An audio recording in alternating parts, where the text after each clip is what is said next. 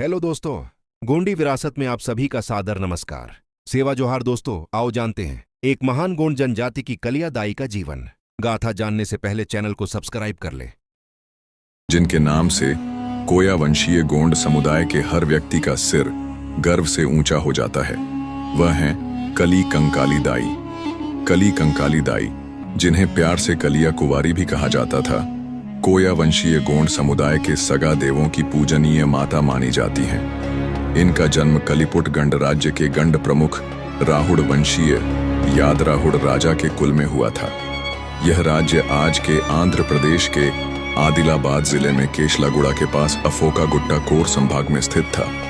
याद राहुड़ राजा और रानी रूपा देवी के पुत्र थे जुगाद राहुड़। जब जुगाद राहुड़ बड़े हुए तो उनका विवाह पद्मालपुरी गंड राज्य के गंड प्रमुख कोयपूत राजा की कन्या सोना देवी से हुआ। इन्हीं जुगाद राहुड़ और सोना देवी की संतान थीं हमारी कली कंकाली दाई। जब गर्भवती थीं तो उन्हें कोड़वारी नामक वनस्पति की कोमल पत्तियों की सब्जी खाने की तीव्र इच्छा हुई। कई दिनों तक नौकर ये पत्तियां लाते रहे, लेकिन एक दिन वे खाली हाथ लौटे क्योंकि पत्तियां पक चुकी थीं। सोना दाई अपनी जिद पर अड़ी रहीं। आखिरकार अपनी तीव्र इच्छा के कारण वे खुद अपनी सेविकाओं के साथ जंगल की ओर चल पड़ी। गर्भावस्था के अंतिम दिनों में होने के कारण जंगल में चलना उनके लिए कठिन था। नदी किनारे कोड़वारी के कोमल पत्तों को देखकर उनकी खुशी का ठिकाना न रहा, लेकिन इसी खुशी में उनका पैर फिसल गया और वे गिर पड़ी। उन्हें तीव्र प्रसव पीड़ा आरंभ हो गई। तभी आकाश काले बादलों से घिर गया, बिजली कड़कने लगी और हवा तेज चलने लगी। इसी घनघोर गर्जना के बीच एक आंखें चौंधिया देने वाली बिजली चमकी और एक गगनभेदी आवाज हुई, जिसके साथ सोना दाई के गर्भ से एक सुंदर कन्या ने जन्म लिया। उस जोरदार रोने की आवाज के साथ ही हवा थम गई, बादल छंट गए और सूर्य प्रकाशमान हो गया। प्रकृति ने मानो अपने सबसे बड़े आशीर्वाद के साथ इस दिव्य आत्मा का स्वागत किया।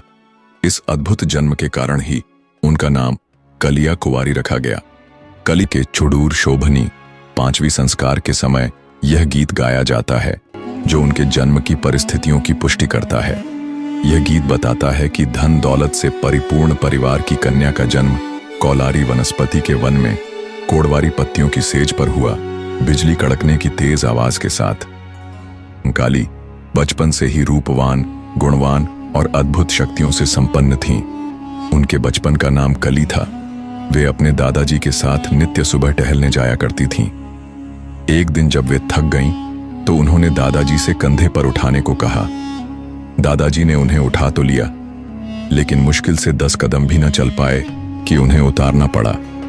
5 वर्षीय उस कन्या का भार इतना अधिक था कि उठाना असंभव था। तब कली ने एक चमत्कारी बात कही, हे दादाजी, अब मेरा भार मोगरे के मात्र 5 फूलों के बराबर हो चुका है। मेरा भार कभी नहीं बदलेगा। जिस दिन मेरे भार में परिवर्तन आएगा, मैं फूल बनकर उड़ जाऊंगी। दादाजी ने जब उन्हें दोबारा उठाया तो वे हैरान रह गए। कली वास्तव में फूल के समान हल्की हो चुकी थीं। यह अद्भुत समाचार सुनकर उनके माता पिता भी अचंभित और प्रसन्न हुए। यादमालपुरी के निवासी उन पर बहुत गर्व करते थे। वे सभी से मिलजुल कर रहती थीं और अपनी सहेलियों के साथ नदी में जल विहार करने जाती थीं। बड़ी होने पर भी उनका भार मोगरे के 5 फूलों के बराबर ही रहा।